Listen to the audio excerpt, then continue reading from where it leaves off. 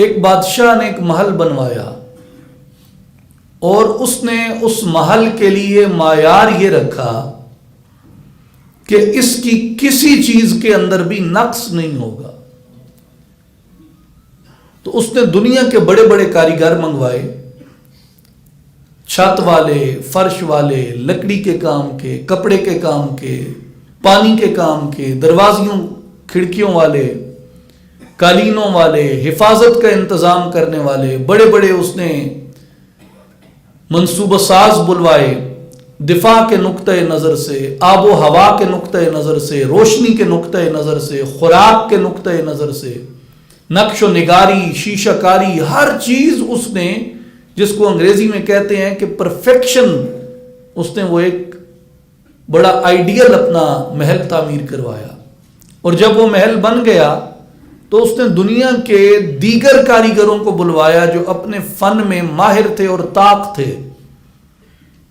اور ان کو کہا کہ تم میں سے کوئی میرے محل کے اندر عیب تلاش کر کے دکھائے، کوئی نقص تلاش کر کے دکھائے. تو بادشاہ کے حکم سے وہ سب لوگ چلے گئے. انہوں نے جا کے محل کا، قلعے کا معائنہ کیا، فرش دیکھے، فرنیچر دیکھا، چھتیں دیکھیں، رنگ روغن دیکھے، نقش و نگار دیکھے، باغیچہ دیکھا، پھول دیکھے، گھاس دیکھی، سیوریج دیکھا، پانی کا نظام دیکھا، روشنی کا، ہوا کا، ایک مکان کی، محل کی جتنی اجزاء ہو سکتی ہیں ہر ایک فنکار نے اپنے اپنے فن کے مطابق جائزہ لیا. دفاع والوں نے اپنا لیا، بھائی دشمن حملہ کرتا ہے یا کوئی اس کے اندر حملہ ہو جاتا ہے، یہ کیا اس کا انتظام ہے اس کی حفاظت کا. تو سب نے بادشاہ کے محل کا معائنہ کیا اور دربار عام میں جمع ہوئے. تو بادشاہ نے سب کو باری باری پوچھا کہ میرے محل میں کسی کو نقص نظر آیا ہے تو بتاؤ، کوئی عیب، کوئی نقص، کوئی خامی، کوئی کمی. تو سب نے تائید کی کہ یہ ایسا محل ہے جس کے اندر کوئی نقص اور کوئی عیب نہیں ہے. تو وہاں ایک فقیر بھی بیٹھا تھا. فقیر کہتا ہے بادشاہ سلامت،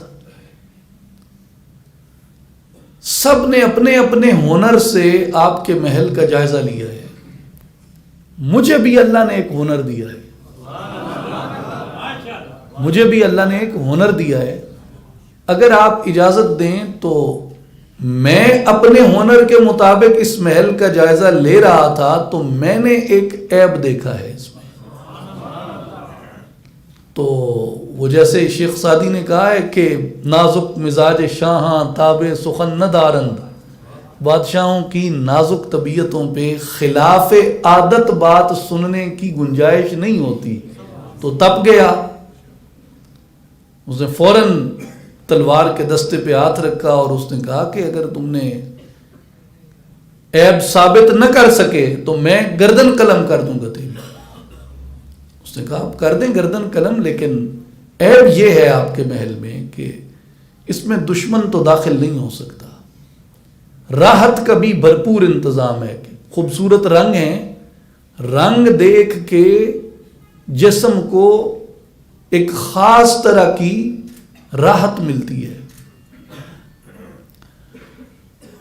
پھول دیکھ کے آنکھوں کے ذریعے ایک خاص راحت ملتی ہے. آپ نے نرم اور قیمتی بستر بچھائے ہیں، ان سے آپ کے جسم کو راحت ملتی ہے.